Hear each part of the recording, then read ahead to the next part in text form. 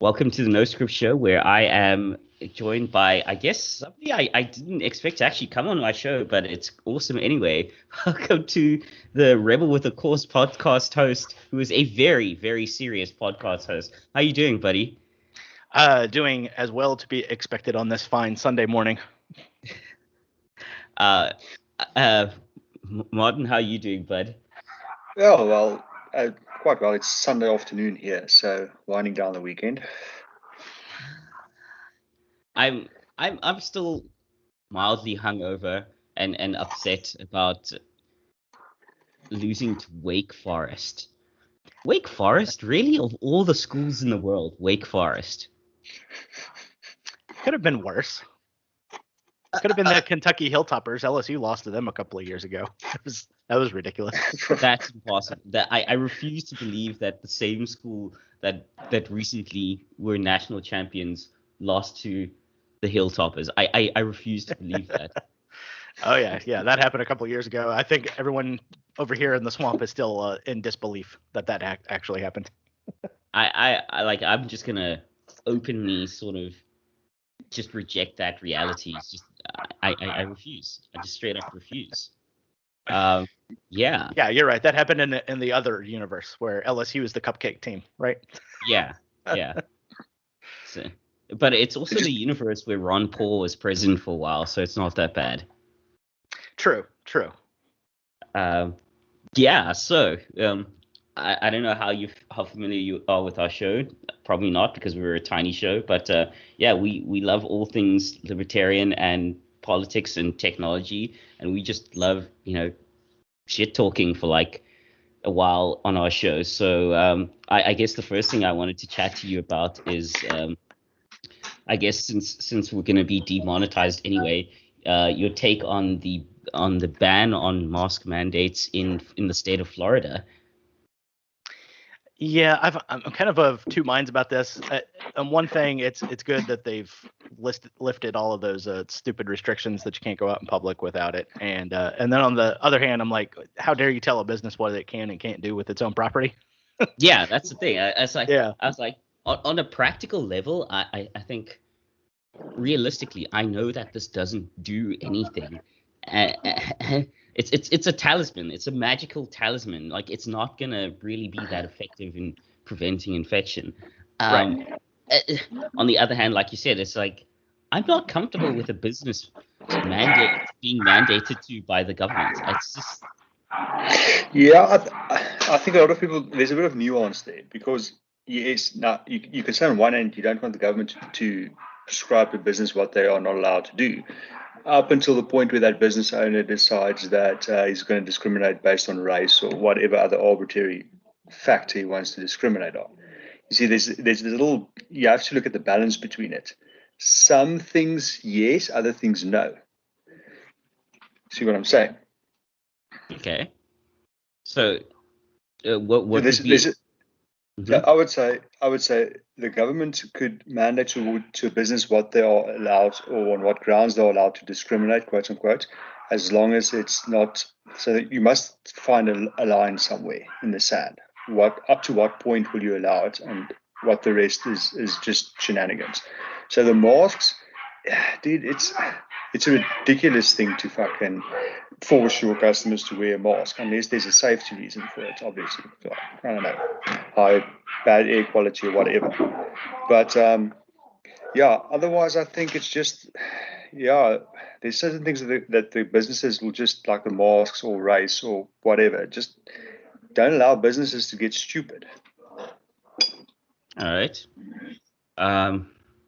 Yeah, I still feel a little, like you said, two minds about it, and there is space for nuance. And the other thing is, maybe on a personal level, I'm just kind of having had the big Rona. I'm on a personal level, I'm kind of just done with this. I don't know about you, Oaks, but I'm just done with this at this point. I've been done with this since last year, July already. This is getting really frustrating. It's just, Eric, I don't know about you, but I just, Yeah. Yeah, I was done with this like after the 2 weeks, that they said at the beginning. The 2 weeks, that's in the yeah, curve. I was like, okay, maybe we don't know what's going on here, but then after that, I was like, okay, no, this is just stupid. We need to stop doing this right now. And the problem is, it's a I guess. Perhaps what makes me the most angry about it now is that it's now like a virtue signal. Is that I'm doing this because I'm a good person, not because it actually does any great good. It's just I'm a good person, so I'm going to do this. This is the large scale societal version of driving a Prius. Have your Prius on your face. And the thing is, I don't know about in Louisiana, but in Florida, especially in my town, like there are certain areas where they're like masks and face coverings are expected. They can't mandate it, but they're like masks and face coverings are expected. Yeah, it's like even in the mandate order over here, it's there's an entire section 3 of the governor's mask mandate order has all of the exemptions that you could ever possibly want to use in case you're ever challenged on it. But at the same time, if you walk into a place with no mask on, nobody's coming up to talk to you unless you're a very diminutive female that they think they can bully around. Of course, of yeah. course. So I'm 6 foot and well over 250 pounds, and so the people tend to leave me alone. So. Damn. You're like a high school linebacker? Yeah. It's like I got the nickname Eric the Red for a reason. My name's Eric. I have red hair and built like a Viking. So fair enough. Yeah, I'm like 5'10", 5'11", but nobody really bothers me either. So I'm good. Yeah, just keep a permanent scowl on your face. Like if somebody says good morning to you, you're just ready to bite their head off. That also tends to work too. Okay. Yeah, the problem is here, our mask mandate is quite simple. You wear your mask when you're outside of your own property or you get arrested. There's no ways around it. There's no loopholes to use or bugger all. It's either wear it or you get locked up. That's it. Yeah. Yeah. Please expand to our guest star. The level of I mean, we're not quite at Australia level yet in South Africa, but I'm sure Eric will get a kick out of you explaining like people getting shot in their front yards because they weren't inside their houses during the it's worse than that. In the beginning of the lockdown, for some reason, our government decided now they're going to ban alcohol and tobacco, the sale of alcohol and tobacco. And the one guy was drinking a beer in his backyard, and the military shot him. When he obviously got uppity when they gave him lip about him drinking in his backyard, but the ban was on the sale of alcohol, not the consumption of alcohol. It escalated, and the guy actually was shot and killed by our military for drinking a beer in his backyard. Oh yeah, and they banned cooked food, so you're not allowed to sell cooked food at like convenience stores and stuff. Clothing stores were not allowed to sell sandals and T-shirts. So they banned cooked food, which is at a temperature. Yes. Okay. Yeah. Okay. So you were not allowed to sell hot rotisserie chicken at the supermarket's deli section because for some reason the Rona will just hang around there and ambush you. Just cling on to the very hot chicken, Yeah. Dude, it's just typical African madness. Yeah. I paid a fair amount of money for just like a 6-pack of beer on the black market, but I don't know, Eric. I specifically had Martin explain it just so that you can have a taste of the madness, and I'd love your take on that madness. I mean, what is there to even say in response to that? It's just wow. None of it makes any kind of sense whatsoever. It's just basically we're going to tell you to do these things because we can. And if you don't do it, we're going to shoot you in your front yard for drinking a beer, As I saw someone made the best equivalence for our current situation globally that I've seen so far. I don't know if you guys remember the show, Whose Line Is It Anyway? Oh, yeah. I love that show. Okay. Yeah. That's basically the catchphrase of that show is where we are now. Everything's made up and the points don't matter. Right. I mean, it just gets shifts around so much because I saw now. Mm-hmm. I saw now the UK came up and said, okay, no. If you were vaccinated in any African country, any South American country, the UAE, and a whole bunch of other countries, they're not going to consider you vaccinated. Yeah, So those when don't count. You were outside the zip code. Yeah, you were vaccinated outside of civil society, quote unquote. So your vaccine doesn't count. So for all those people that said, "Oh, just get the vaccine so we can get back to normal," well, here's a big fuck you. Yeah.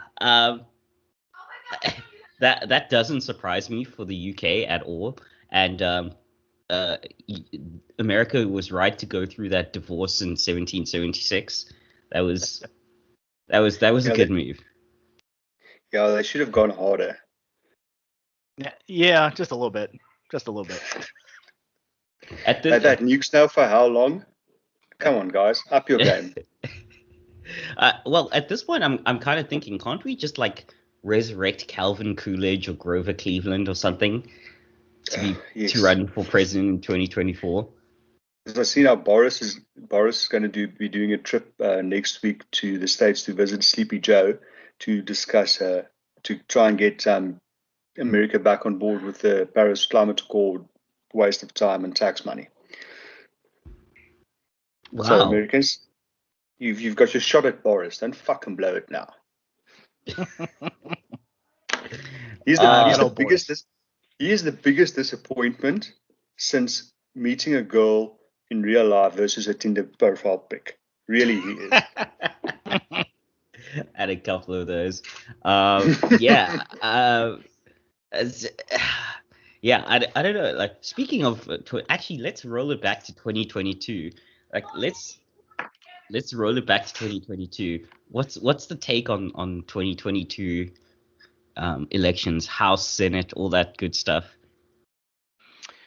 I think there's going to be a little bit of a pendulum swing. So those that were on the bubble will probably not be there again. And that's just kind of basically looking at it. I kind of hate politics as it is. So just kind of looking around the country, I see a lot of people that came in on the blue wave are going to go back out to sea. So that's fair. And I look forward to being utterly disappointed by the Libertarian Party as always. Oh yeah. That's just going to go without saying.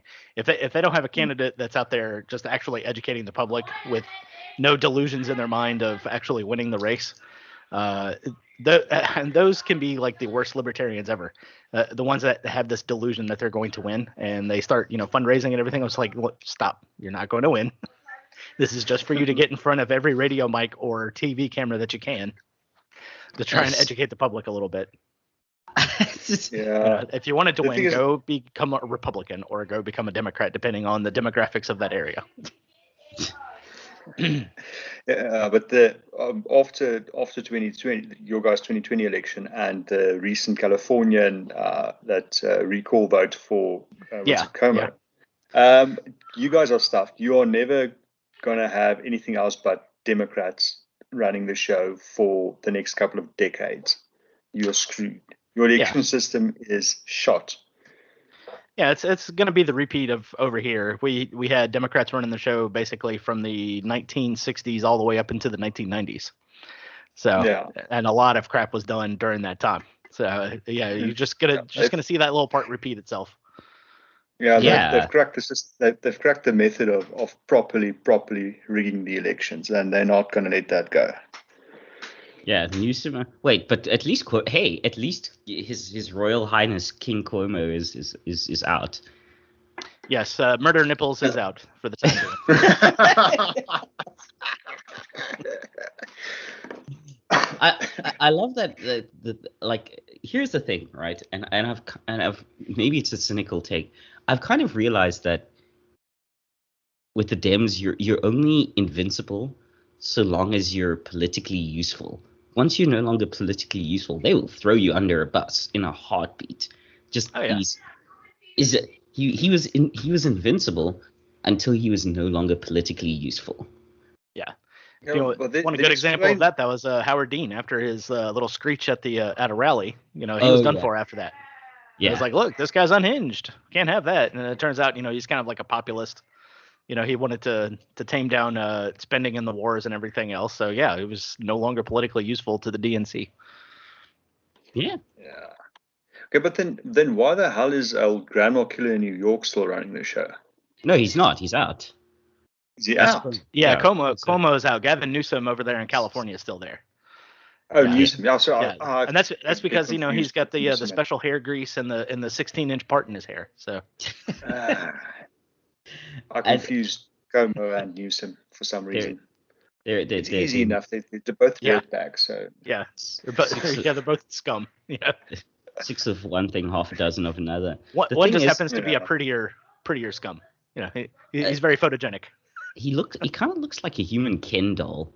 A little bit. Sculpted hair. Looks like it's all pasted down. Oh yeah. And that's the thing. It is California. That's true. The thing that ultimately got the great king of New York was not the murder of tons of senior citizens. No, what actually got him was, he's no longer politically useful. Do we still have those sexual assault allegations to paste on him?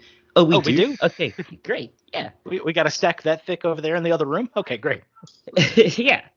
Okay, so he's done. I'm just like, you could have just used, the corruption, the senior genocide, all that stuff. Just any of those things. No. You can't have anything real ever being done. I mean, that's what they got Elliot Spitzer on, was the prostitution thing. Yes. And they didn't even go after him nearly enough for the other corruption stuff that he was involved in. It was like, no, he got an out-of-state prostitute. Out of state. It's kind of like what's his name? The governor in, I believe, Virginia, Northam. Yeah, with the blackface, or he was in the Klan hood, whichever one. It's still bad either way. So the governor of that's what I get. Okay, he's still politically useful, so he's still there. And also apparently, like, if they got rid of him, the next person down the line wasn't that great either. But I love that he's like, I don't know who I was in that picture. I'm like, neither of these is a good look.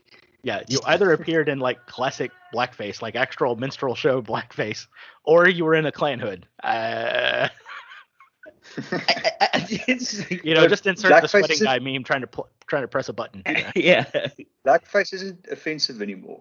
Justin Trudeau made it acceptable to run around in blackface. Yeah. Okay. Yeah, can we discuss how that man has been photographed in so many things that any mildly conservative person would be absolutely raked over the coals for, and he's still just like going strong? Like, how is that a thing? Oh. Yeah, not only did he do brown face to play Aladdin during a Halloween show, he like colored his hands and like the top part of his chest and neck and everything to make sure it was all covered. He went full out on that one. I just don't. Maybe it's I'm not North American. I just don't understand how he's still there. I just. It is Canada. Yeah, that's Canada for you. It's embarrassing. It's just like, wow. Okay. So there's that. In better news, guys, how's that pullout from Afghanistan going? How'd that go? I wish that the government would just leave $85 billion worth of military equipment at my house. That would be awesome. I love that now. Like, even the bloody French and the freaking English had the good sense to destroy their shit on the way out. Yeah. But now. All right. So I was in the infantry. That's actually standard operating procedure. We have thermite grenades specifically made just for that. You drop it on the top of the engine block of the Humvee, and you just let the thermite just melt all the way through it so they can't use it. And if you have a room full of guns, you just blow that shit up from the sky. You just send a Maverick missile, the air-to-surface missile to it. And that's it. Also, just like the Air Force Base, I believe they've still got background. Like, you couldn't just, I don't know, put a couple of mortars into the runway? Yeah. Yeah, you just park some heavy equipment out there and you blow it up, and that just creates a barrier. But they were flying the Blackhawks around. At first it was all joking. Well, they're never going to figure out how to fly it. And then they were flying it around, and now the joke is, well, those things are basically an oil leak with rotor wings, so they're never going to be able to get those things back up in the air. So unless they find someone to service it, then it might be a little bit dicey. But other than that, that's. I'm more concerned with the machine guns, rifles, and ammunition that was all left behind, because they can actually do more damage with that. Yep, and the body armor, night vision goggles. I love that actual Taliban fighters are now rolling around looking like full-on American freaking kitted. infantry. Yeah. How? It's ridiculous.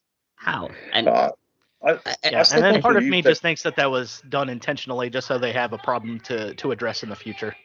So, like in a couple of years when, they're stoning a female to death for being seen out in public without a male chaperone, they'll say, look what happened. It was so awful. We have to go back. I think that is probably correct. I think you might go back. And the thing, I will give, I'll give the Taliban this, that little troll picture they did where they lampooned the Iwo Jima flag raising. I was like, you know what? I hate this, but also I'll give credit where credit is due for excellent. Yeah, they hired a couple of good meme lords for that one. And then just sitting around in the bumper cars eating ice cream and then cookies and the presidential palace and everything else. You just kind of go, it's like, okay, you got to hand it to them. They trolled pretty good. And here's my actual stance. You can argue as to whether the US should have ever gone to Afghanistan or not. That's some days I think you should have, a lot of days I think you shouldn't have. But what I think is generally not so arguable is that the pullout was horrendous. Horrendous. It was garbage. But what really bugs me, I don't know how accurate this is, but as far as I can tell, it's accurate. Back when when the US pulled out of Nam, the president at that time, I think it was Ford, if memory serves, he put a bill in for extra money to evacuate all the US citizens and the informants and everyone they had there. And guess which senator at that time blocked it? Wyden? Does his name rhyme with Wyden? Yeah. Biden. Yeah, if it was Biden, that probably must have been like his first thing that he did, because that would have been right around the time. So he blocked it, and not only that, when all the South Vietnamese like informants and intelligence officers and all of that, they brought, because he eventually got them out of a whole lot of them out with, he got funding in other ways. He put another thing in front of the Senate to get funds to like house all these refugees that they had there, and Biden blocked it again. So this guy, I don't know how they voted for him. I really do not know how any American voted for Biden. I don't understand it. It's just ridiculous. Well, they did like 19 times in a row. So yeah, because the orange man is very bad, guys. The orange man is very bad. Can someone not just sponsor him a convertible car ride through, I don't know, Texas or something? Just once. I just want to see something. Yeah, I don't even think it's even ever going to come to that, but it would be kind of fun to see. Just to watch the wailing and gnashing of teeth afterwards, but yeah. I've never met him or known of a person who's just so consistently horrendous on foreign policy as that man. Dick Cheney, John McCain. Wait, Donald sorry, Rumsfeld. Dick Cheney. Oh. Oh wait, I forgot the neocons exist. Yeah, sorry, my bad. Yeah. But Afghanistan has been an absolute clusterfuck almost since the beginning, because they had the same thing where they conquered it. They pacified an area. I think it was like Ramadi or something. They got all the terrorists out, got all the bad guys sorted out, and then the higher ups just said, "Okay, cool, we're going to pack up and leave now." And then 3 months later, it's all gone to hell in a handbasket overnight, because they just up and leave. And that's exactly what's going to happen in Afghanistan again. But what's a bigger problem is, I don't know whose brilliant idea it was to go against the agreement that Trump signed. Because in the Middle East, it's a tribal system and it's honor-based system. If you break your word, you nullify the entire freaking agreement you have. It's just how it works. Yeah. Even if you break it one day, you screwed the pooch. You chucked all of that in the water. I don't know, after 20 years, how have they not realized that? Unless, like you said, it is intentionally screwed up to leave the back door open to come in again.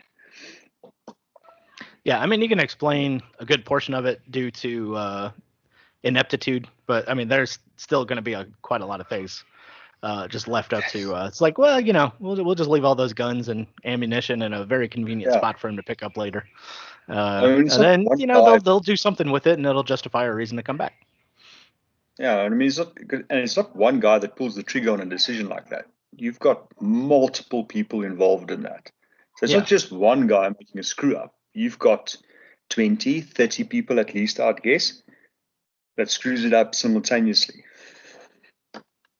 Yeah, and then when you start getting down to the lower ranks, they're just going to kind of do what they're told because, I mean, as much as they'll pay lip service to the, well, if you hear an unlawful order, you don't have to follow it.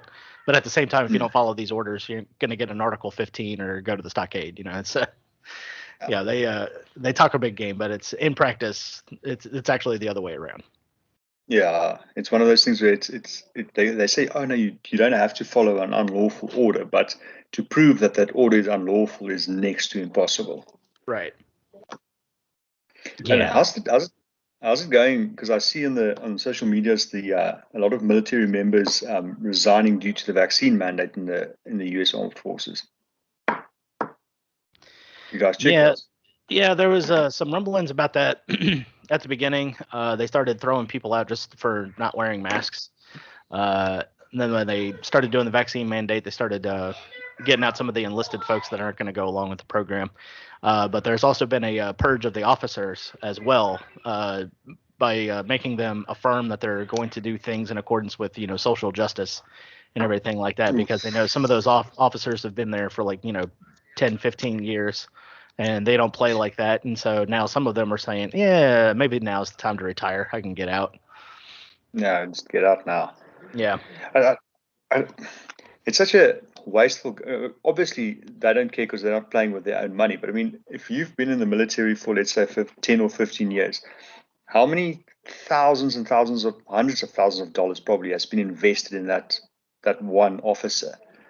Oh, yeah. And it just walks out the door. But didn't they have a similar problem or sort of similar thing after Vietnam, where you had a mass exodus of people out of the military and it's just all that investment just walking away? And then 10, 20 years down the line, of 10, 15 years later, you don't have all that knowledge is gone. So you don't have it to train the people again with. And you have to invest more money in that again. But like I said, it's not their money, so they don't really care. Yeah, there's no incentive to do it the right way. It's like when I was in basic training in 1998, one of the cadre members, we were talking to him, and it was like, well, you seem like an old dude. I mean, how long have you been? He goes, oh no, they called me back after Vietnam, because there's nobody around that knows. There's nobody that knows how to operate a M203 grenade launcher the way I do. We just kind of what? How is that even remotely possible that you have to call a dude back after Vietnam? Yeah, that was crazy. And that was in the 1990s. This guy was in his 50s, and they made him an E6, a sergeant first class. It's crazy. Yes. That is that was his only job. Was just to train. That was it. Every time I really start to lose hope for South Africa, it just gives you that little ray of hope that we're not the only country that has some inept people in leadership positions. Just the slither of hope that maybe, just maybe, there's still something to salvage in our country. Yeah, anytime you start thinking that way, then you're going to read a couple of stories. It's just going to instantly just remove that from your mind altogether. Yes. It's so disheartening sometimes.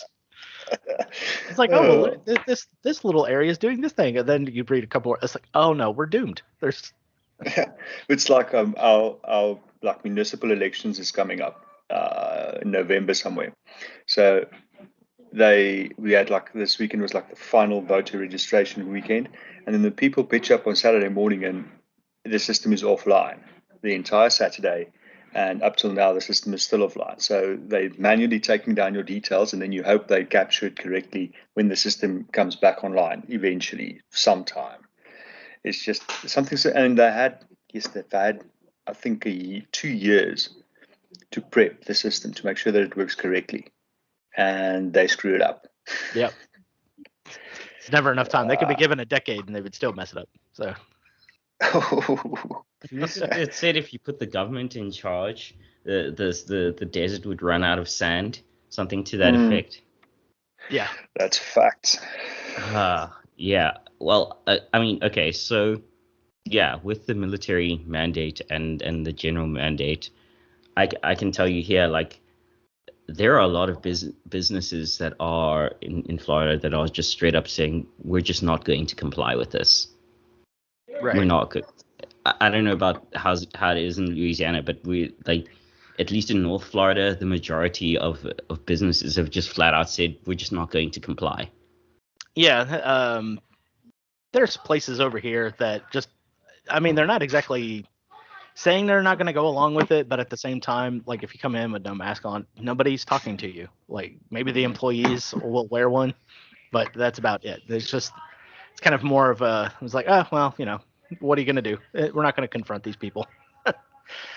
So it's more of just okay, yeah, sure, we're complying with it, but our employees are. I'm not making my customers do it. We're not running up to people and harassing them while they shop or anything like that. So, and that's pretty much been that way the whole time. I mean, I can think like the first few months, people were a little more agitated about it, but then after that, it was like, nah, it's just we got other things to do rather than worry about what somebody has on their face or what they don't have. So.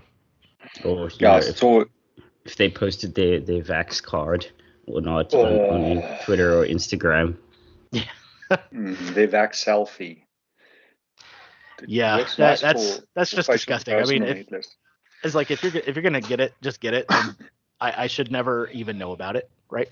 Exactly. I don't oppose people choosing to get it. I oppose being mandated to get jabbed. Right. That's what I oppose. I oppose being mandated to get jabbed. I oppose being mandated to wear a mask. Like that I refuse. Yeah. These people that post like on the social media as the photo of their vaccine card or them getting the shot or whatever, I equate that to obviously, I don't know if you've seen it on social media. It's like, oh, me and my cousin fell in love and we're so happy. That's the same energy. That's just the same energy. That's like, look at this delicious meal I'm about to eat. It's like, nobody cares. Who gives? And that even goes the other way around. So like if you're completely opposed to it, don't be bullying people that, out of no other choice, had to get it. Yeah. Because of their job or whatever. It's like, just leave them alone. It's that simple. And again, like, people ask, well, I mean, I have issues. Like, I've had issues with my family because they keep sending me these articles, which is of various things about other things that could happen if you've had big Rona and all that stuff. So they're consistently basically sending me Nicki Minaj's cousin. Nicki Minaj's. They can send me. Yeah, we'll get to that in a second. They're basically consistently sending me COVID fear porn. They're like, oh, but if you catch it, you this may happen to you with the long COVID. I'm like, I already had it. It was a crap 3 or 4 days and a generally kind of bad 12 days. I'm done. And the reason I don't wear a mask is because I understand that is with the current variants, cloth masks, unless you're wearing an N95 or a KN95, are largely pointless. The reason now that I just don't get jabbed is because, again, I've already recovered. I have the antibodies. Somebody who's fully jabbed can also still contract and spread it. So what is the difference between me and them? Sans, except for actually getting jabbed. But we and there's actually a lot of really good articles on actual natural immunity. So again, I don't want anything. I just want to be left alone. That's it. The only thing where I ever start getting a bit antsy is, and I've seen a couple of people saying in discussions bringing that up. They're like, yeah, okay, I didn't want to get the vaccine. I'm in a low risk group. I already had it, recovered, yada yada yada. But I just got it because I don't want to argue with the people about it. And I'm thinking like, that just feels like, just standing back and watch evil run amok in your neighborhood, because you can see where this is going with the mandates and everything. So if you didn't want to take it, why did you comply? I don't know. It just feels a bit low energy to me. It just annoys me slightly. I mean, I got to a point with my family where I was like, look, you guys got jabbed. That's fine. I have antibodies. You have two choices. Either A, you accept that I am a rational, intelligent individual capable of assessing my risk parameters like everyone else, and I've made a choice, maybe a choice you don't agree with, but I've made a choice. Or B, you keep pushing like this fear porn on me, and it drives a rift between us where I'm less inclined to speak to you every single day because you keep pushing this fear porn on me. Yeah. Those are your two choices. Yeah. And they're like, okay, we're sorry. Like, I'm like, yeah, I thought so. But yeah, let's get to the most ambitious crossover of the year, because I never in my life thought I would see Nicki Minaj's cousin's friend being reached out to by Tucker Carlson. Eric, I don't know, like, you would have handled this. I never thought this would happen.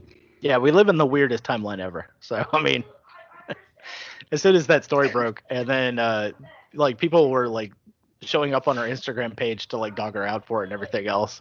And then she just comes back and was like, it's not okay for me to be asking a question. What's going on here? You know, I was like, how am I agreeing with Nicki Minaj? And then Sarah Silverman a few days later saying, yeah, we need to secede. We need to have a national divorce. And I was like, what is happening? Did you see how Nicki Minaj handled the journalists that were hounding her and her family members? Yeah. What happened? That was also just chef's kiss. No, they were messaging her and some of her family members, hounding them for interviews and threatening to dox them. And then she just goes on social media and says, listen here, names the journalist by name, say, okay, this guy keeps on hounding me and my family. So here's his telephone number. Just bombard him with freaking spam calls and stuff. Yeah, she turned the fans around on him pretty quick. It was actually kind of a thing of beauty. And of course their thing is like, well, now she's sicking him on the members of the media, and we had nothing to do with this. It was like, no. You sent emails with your phone numbers and email addresses. I mean, she's just like, yeah, this person. That's beautiful. Brilliant. So we are now at a timeline where we're on the same side as Nicki Minaj. Yeah, I know. What? So, we live in the weirdest timeline ever. Honestly, before this, I wouldn't have been able to pick out of a lineup. I knew she was some sort of, I don't know, rapper or R&B artist or whatever, but like she was didn't feature in my normal day-to-day life at all. And I checked this and like, okay, this is quite funny actually. Yeah, the other great thing about this is now it's kind of put Cardi B on blast, because a lot of the times people will mistake those two for each other. So. Oh yeah. I will say I am like Nicki Minaj. I know it may not be everyone's music taste, but I reckon a couple of her songs are bangers. Sorry guys, I actually like a couple of her songs, but yeah. Again, the biggest thing for me was actually seeing a clip where Tucker Carlson is reaching out to her cousin's friend or whatever. I was like, this can't be real. Now you're just running with the joke. It's ridiculous at this point. Now you're just running with the joke, and I don't know what to say anymore. I'm here for it. I'm just gonna sit back and enjoy the show. I mean, just get the popcorn ready. That's it. That's right. I think I'll just Martin. You're still out on your plot, right? Yeah, I'm still out in the middle of nowhere. Yeah, Eric, my co-host here is, I guess, living the actual libertarian life that a lot of guys online LARP about, but he actually lives out on his plot with, you know, a homestead and food and all that good stuff. Yeah. Yeah, but the problem is in South Africa it's all fun and games until they set your freaking place alight every year, because it's a constant problem is veld fires every year. Oh, bushfires, yeah. But it's the problem is we're relatively close to the townships, quote unquote. So, and property developers are always looking for cheap property. So you've got guys literally setting the guys' velds on fire every year to try and get them to just sell out to to the developers, which is a bit of an annoyance because you have to go buy feed for the animals and all of that stuff, and you take losses on your property. But yeah. At least we actually do controlled fires. What's the deal with California? Can they just not do controlled fires? What is the deal there? Same question for Australia. Yeah, it's like the California Forestry Service. I mean, they're just I don't even know what to describe it. I mean, there's like all of the tree huggers that are out there that don't want you to set fires, even though you kind of need to clear out that underbrush so that it doesn't have fuel the next time. And then just the conditions there are just so dry. I mean, they don't get a whole lot of rain except up in the northern part of the state. And yeah, I mean, if Los Angeles didn't have Lake Mead, it would just be a desert out there. There wouldn't be anything to look at. So, I mean, they use a lot of water just making sure the palm trees can grow there. So, it's just craziness all the way around. But it's not rocket science. Like, you know not. What you need to do. Just. Yeah. It's not like it's some advanced technology they have to research into figuring out. It's literally done all the time, everywhere in multiple places in the world. Is it? Well, I'm assuming Africa, we know that. Yeah, even in deepest dark. I mean, is it maybe some bureaucracy things that they can't, like some regulation that says they can't do forest controlled burns or something? Yeah, I mean, I'm pretty sure there's a fair amount of nepotism involved. Some state senator's cousin isn't going to get that contract, so he's going to vote no on it, type of thing. But I think it's a classic case of the whole big daddy government trying to fix a problem. So now so you've got the noisy freaking tree huggers making a noise about the animals that live under the trees and wah wah wah wah wah, and the small spotted moth that nests there or whatever. So, and if you clear the underbrush, then they don't have a place to live. So okay, cool, no clearing the underbrush. It's now illegal to make fire breaks and all of that stuff, and then it just creates another problem. It's typical government trying to fix a problem, because for every problem they try and fix, they cause 5 or 6 other problems that are worse than the problem they try to fix, and it just snowballs from there. But I saw in Australia last year or the year before that, the big bushfires that they had, some of the farmers just decided, screw this, and they just started clearing the stuff out on their own. While the government, the firefighters and stuff, were busy trying to get the bushfires under control, they just sorted their stuff out on their own. And there was big court cases and stuff, and I don't know what happened there, but it's ridiculous. But that's because everybody, it's this general societal theme where everybody turns to the government to please solve our problems. It's just annoying. Yeah. And if they took a minute just to kind of research their own, they would figure out that they could probably solve that problem better than the government could. But, what are you going to do? What's it state that where the wolf population was on the verge of extinction, but like just in that one area of the state, in the one park or something, the wolf population was very low. So then they reintroduced wolves, and now it's a massive problem in the state because it's overpopulated and it's killing people's livestock. And I can't remember, I think it's Utah or something. One of the states where similar thing, the government solves one problem and just creates a bigger problem afterwards. I can imagine that, the government just creating a wolf problem. I'm just done with government solutions in general.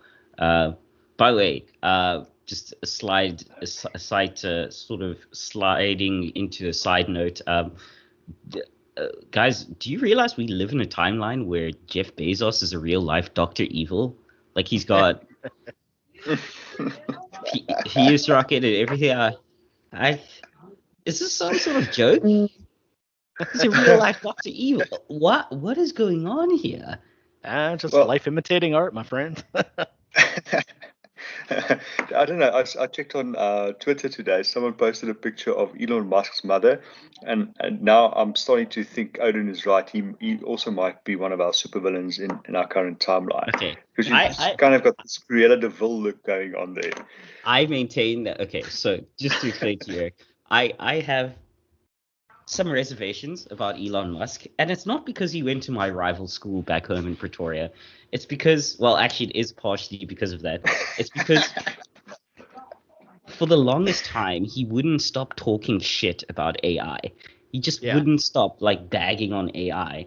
And I was like, well, I happen to be a specialist in this field of science, and yes, there's danger to it, but there was also danger to detonating atomic bombs. We weren't even sure if it wouldn't ignite the entire atmosphere. So, there's that. And also I'm kind of starting to embrace the idea where the idea that we've basically reached a point in our technological advancement where anything we develop is an existential threat. Like if we develop more powerful bombs, if we develop more powerful, like it's all an existential threat. We've just gotten to the point where we're now starting to play in the big leagues in terms of technology. So yeah. So I have a beef with him, and also because he got those government handouts. I'm sorry, anyone could be a super playboy with all this money. He's not Iron Man. He's just a wealthy kid who did okay in his engineering degree and got a bunch of government subsidies and a bunch of talented engineers under him. Whoop-de-doo. I think a lot of people would have been just as successful given those factors. Yeah, I'm not saying what he's done is bad. Just Yeah, my whole problem with him is the fact that he was a bald guy, and as a bald guy, you just embrace the baldness. But no, he had to go and get hair plugs. So just not trustworthy. So I don't know, of all these rich millionaire, billionaire types, I have the most time for Richard Branson because he just seems like a laid back kind of dude. He's not a weirdo like the other guys. Because if you look at Bill Gates and Jeff Bezos and Elon Musk, they look weird. You can see he was the kid that was bullied in high school. It's just written on their faces. Where Richard Branson, he just looks like this chill guy that's just going through life, not a care in the world. Or with his budget, he doesn't have a care in the world. But you understand what I'm saying? I don't know. He's a much more, how can I say, likable person than the other lot. Or at least very good at acting like a likable person, I guess. Yeah. What does he even do these days? Is he just like living on his island? That's literally what he's doing right now. Because I know he went up in one of his stratosphere planes or something. Yeah, the Virgin Galactic. And then NASA was a bit sour about it because privateers are now fucking around in space. So then they went and they changed the classification of when you are in space. So they just moved it on with a couple of meters. So just to take away his title as, I was an astronaut, I was in space. And NASA just goes and moves it up a little bit so that he wasn't in space. Right. It's a bit of a douche move, but yeah. That's the last I heard of him. He was going around in the stratosphere. Yeah. By the way, on the side of my computer here, I have a button pin thing that I got a lot of dirty looks for on campus. And the button pin thing reads "print guns, not money." You can only imagine. Eric, I'll let you imagine the looks that I got on campus while wearing that. Oh, I'm pretty sure shock, disbelief, how dare you, kind of a mixture of all of that rolled into one. Yeah. So I would advise against wearing that on campus, right up until you get access to the 3D lab, at least. Because that might hamper your chances. Not that I would ever use university equipment to print firearms. Anyway, yeah. So I decided, because it was a Wednesday when I got this pin, and I was like, chilling with my college libertarians crew, and I was like, you know what, screw it, I'm just gonna wear the pin. And you'd swear I'd murdered somebody's mother the way people looked at me. It's just absolute disbelief and disgust and everything. And it's like, no, why are you wearing that? What is wrong with you? Then just give him the Karl Marx quote about disarming the bourgeois, the proletariat from their weapons. Oh yeah. Oh, I love turning it around on them. So that one will create so much hatred in their face. I actually did one of as memey as it sounds. I actually did run into a neon hair-colored communist who was deeply upset, self-described communist who was deeply upset with my pin. So I should have used that. She was very upset. Very upset. Yeah, you don't ever want to dispossess the proletariat from having guns to protect themselves from the bourgeoisie. So. Yeah. Yeah. Speaking of printing money, I guess one of the last things I wanted to chat about was let's talk about how the economy's going, gang. How's that going? How much money have we What printed? economy? How much money have we printed? Yeah, I mean, when you're starting to see headlines like, well, the rapid inflation of the dollar is now having a sinking effect on our drive to get the minimum wage up. You're just reading the article, just going, yeah, these idiots. I mean, they could have listened to us at first, but oh no. Yeah. So Talking about inflation. Actually, start on the SA economy, Martin. You jump in on that quick, and I'll give you my. Just a quick note to the guys in the US. Okay, your guys, petrol or what you call gas is not that expensive. Stop moaning. Because I checked everybody, all the Americans like, oh, gas is so expensive, gas is so expensive. So I went and I calculated it. Currently, our normal 93 unleaded is running at about 18 Rand 75 cents. If you take I saw the gas prices in, I think it was Texas somewhere. It comes in at 13 Rand a litre. That's cheap, guys. Stop moaning. You could have had it worse. Right. Martin's very upset because our petrol prices are sky high. Although I think I saw some place in California it was like $5 or $6 a gallon or something stupid like that. It's $5, $6, $8. Yeah. It's still cheap. I mean, I think it only becomes just as expensive as ours when you start hitting just under $7 a gallon. Yeah. Well, I mean, and even then it's that, still cheaper than the UK. Yeah, even that. Then you'll start hearing them complain about the oil companies making so much money, and then the oil companies will come out and say, "No, all of this is like taxes. This all goes to the government." Taxes. Like where we're making money is if you go into our little convenience store attached to the gas station and buy a Coke and a Snickers bar. That's where we're making our money at. I mean, in South Africa, I think 65% of our fuel price is now all levies. Yeah. That's on the fuel. 65%. That's insane. Yeah. But but the South African economy is pretty stuffed, to put it mildly. It is just going downhill. You see businesses closing left, right, and center all the time. It is really just going downhill at an immense rate. And what's our GDP to debt ratio now? I think it's something like 75% of our GDP goes to servicing debt. Annually. Yeah. Crazy. That is crazy. Our government really and knows what's our unemployment rate? What's our unemployment rate at now? Full effective unemployment rate. The official unemployment rate is 50%. Youth unemployment, that's anyone under 35, is at 75%. Wow. It is stupid high. On the plus side, we did make housing a human right in our constitution, so there's that. See how much good that's doing to everyone living on the streets.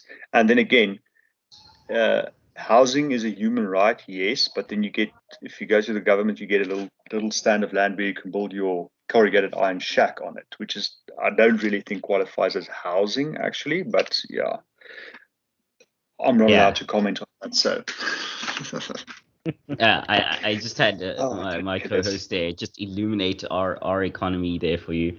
But let's switch to the American economy. What's the inflation rate now? It's something crazy. So as much as I know about economics, it's like I don't really look into the particulars of it, but it's up there. I would have to imagine. They spent like $3 trillion in one bill. So because I saw something in the region of I think 4.5% inflation for the States, something like that, which is still better than we got. $3 trillion in a single bill. Yeah, that's a lot. Yes, that's it. Because everything is infrastructure. But I wonder how many of the people voting on those bills actually realize just how much money that is.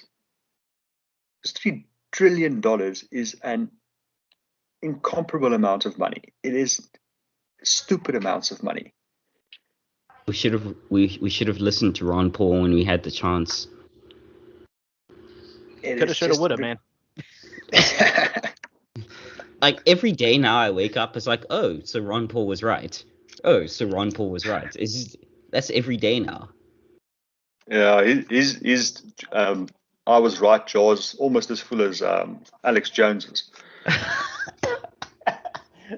Can I just say how sad that they kicked that they kicked Alex Jones off of Twitter? I'm so sad about that. Yet his clips and his GIFs are still there. I just love the insanity of like, raw. They're putting the chemicals that turn the frogs gay. Hey. Did you guys see the Joe Rogan memes going around after he came out and said he had the big coup? Yeah. Yes. That was funny. And then his first show back, he's sitting there talking to Tom Segura. He goes, "Do I have to sue CNN?" And we're like, "Yes, please do that."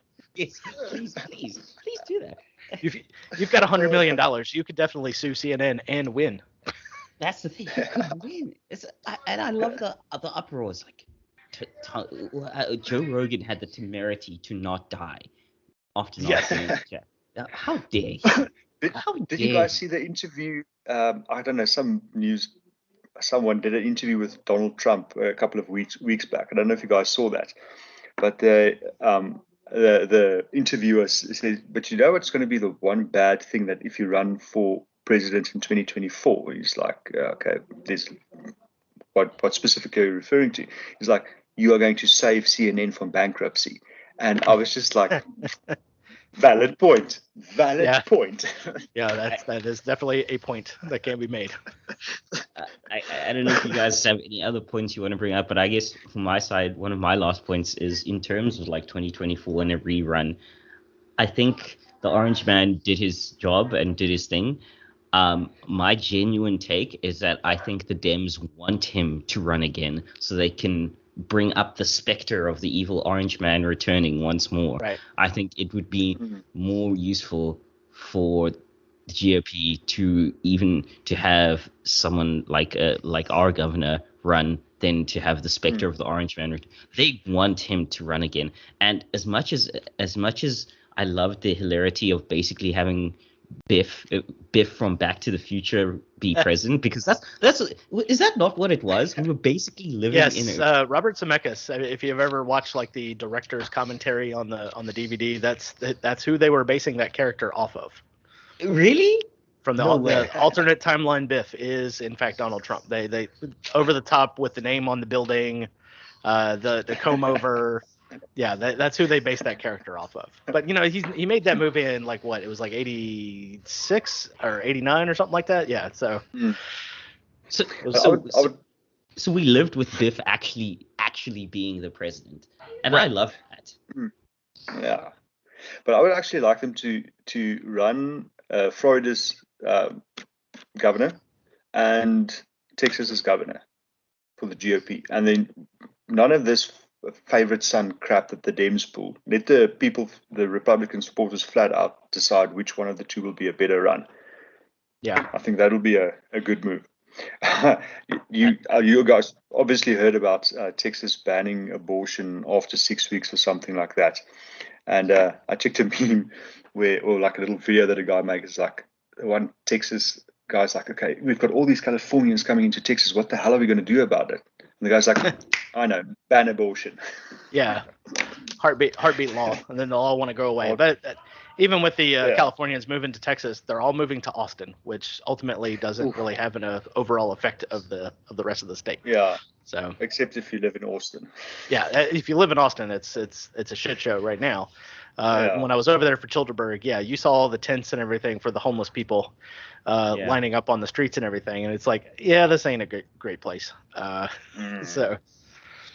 Yeah, Texas still doesn't have it as bad as Arizona, because the amount of Californians moving to Arizona is also silly. But I understand why now. When you said California is basically a desert, they just want the same climate, just not the Democratic governor. Yeah. And then some of that, I mean, some people have done some work on that to find out if Californians moving to Texas actually do vote Democrat or a little more liberal, and it just finds out no, the people that left are the pessimistic ones, and so they don't really vote along those same lines. So I mean, there is something to take away from that. I mean, what's it? The whole Daily Wire Ben Shapiro lives in Florida now. I love that he's a Jewish. What? A Jewish man living in South Florida? Surprise! Just somebody else to go into the local Denny's at 4:00 in the afternoon to steal all the silverware and. So it's like. No, I make that joke because I've witnessed this in person. Okay. Oh, you actually witnessed it? I thought it was a meme. No, that's not. It became a meme for a reason. Like the old people would just show up, and then like next thing you know, there's like no silverware in the restaurant at all. It's like I don't know what you're gonna do with all of those stainless steel forks and knives, but I can't guess. But yeah, that's my take. I think it's best that he doesn't actually run. If they actually want to win, he can be a force in the GOP, but he shouldn't be the actual candidate. Like you said, probably I think it'd be smarter for them to run like Abbott or my man DeSantis. And it would be smart, but this is the GOP we're talking about, and they're not very smart people. So no, they are not. Yeah, you're gonna get another Bush. You're gonna get like that P. Bush guy that was like the Texas State Comptroller or something. Yeah, that's what's gonna happen. And for the Dems, I honestly don't care who they run it. Yeah, because I mean the fix will be in at that point because they fixed every single election that they've had. And for the LP, I just I don't. I mean, Eric, do you have anyone? Who cares? Who cares? They might get a Justin Amash or something to run, but if they don't have somebody who's willing to say those radical things in public, then there's no point. And I don't see anybody stepping up to the plate on that one. So they should just run Bernie Sanders. Just run Bernie as the LP ticket guy. Yeah, because they're still not going to win, but at least it's going to be more entertaining, and you can get some more memes out of it. Yeah, that would be pretty funny though. I was on campus and we were I was standing by the CL, the College Libertarian stand, and somebody came up to me and asked me, "So you don't believe in pasteurized milk and driver's licenses?" And I'm like, "Oh God, here we go." It's just it's like that's a nice straw man you built there. It would be a shame if somebody burnt it down for you. Yeah. It's like okay, I can almost guess which straw man video you watched. Let's discuss this. Like it's just Let me guess. You watched a Hassan Piker video, and this is where you got your info from. Okay. Yeah. Let's go from there.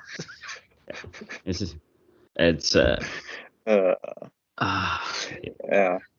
I just want a final thing from my side. I would just want to know, how does someone get away with the whole California thing when it was Newsom versus what was the Republican opponents? The one that Larry got through with Elder. an egg. Larry Elder. Yeah, the black face of white supremacy. How I can't even say it without laughing. I mean, how do you put that in your quote unquote newspaper and still think people will take you seriously? It's just because I checked, it's like legit headlines. Like, oh, okay, cool. Newsom won. It's a win for diversity. I'm like, not to sound woke or anything, but seriously, he's a middle-aged white guy. Did you miss that? They elected Joe Biden, the guy who authored the '94 crime bill that sent an entire generation of black men to prison, and then gave him a running mate that kept an innocent guy in prison because it would, quote, set a bad precedent about letting innocent people go free. Yeah, you mentioned that. It reminds me of a story cops. Yeah, it reminds me of a story of that incident that happened in the old USSR, where a guy was just before the fall of the USSR, the guy was found guilty of something, and then it came out that okay, no, it wasn't him that did it. They actually had the hard evidence and this is the government agents that got the evidence that he didn't do it to someone else. And the guy in charge, the commissariat in charge, was like, okay, no, but we can't pardon him or release him because we can't let it look like the government made a mistake. Right. That's the vibes that you're getting from those two. It's that I don't know how people vote for that. But then again, averages are there for a reason. Yep. And if you look at the average IQs of most countries, it's scary. Well, it's even with the people with the high IQ. Sometimes they have no common sense. They have all the book sense in the world. Oh yeah. Just look at it. It's like, well, that's not how it is on the street. I mean, look around you. Yeah. I could tell you stories of countless times where I've seen high-level, deeply respected academics who are honestly brilliant in their field, like great computer scientists or whatever. They're great mathematicians and computer scientists. The number of so they're actually good at they're good at objective STEM jobs, but they're consistent, as you mentioned there. Like that's not how it is your theory doesn't exist in a vacuum. It's right. It's like cold fusion. Yeah. I mean, computer science, mathematics, that's good, and you have to be an intelligent person to handle that.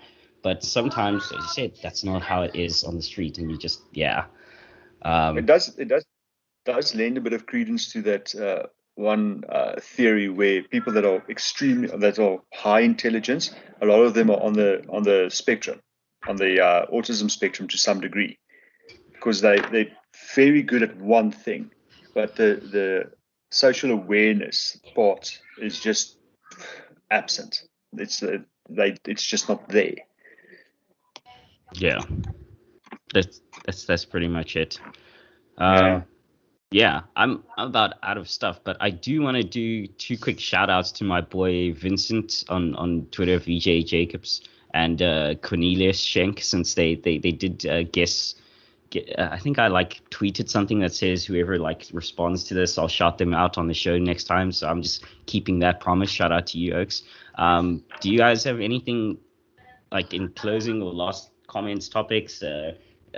If Eric, if you want to punt your show, I think you reach a lot more people than us, but hey, you might as well punt all your stuff anyway.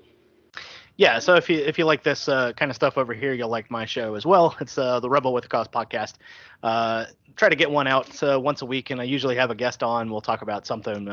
If I don't get a guest, sometimes I'll just do it by myself for a little bit. So yeah, you can check those out on YouTube and Odyssey. I also have every podcatcher that you can think of. You can get the audio version there as well. Or you can just go to rebelwithacausepodcast.com and you can check out all my stuff over there, including the merch table with all my t-shirts and coffee mugs and crap. So yeah, I'm actually gonna just order one just to see how much I print guns, not money. Perturb people. I'm sure some of your merch will just go down zero. Yeah. I had a good one when Texas did the constitutional carry. There was this state assembly woman who were talking about Wild West pimp style, and that one was actually a pretty good seller there for a little bit because I had a pimp hat and some pistols. Yeah.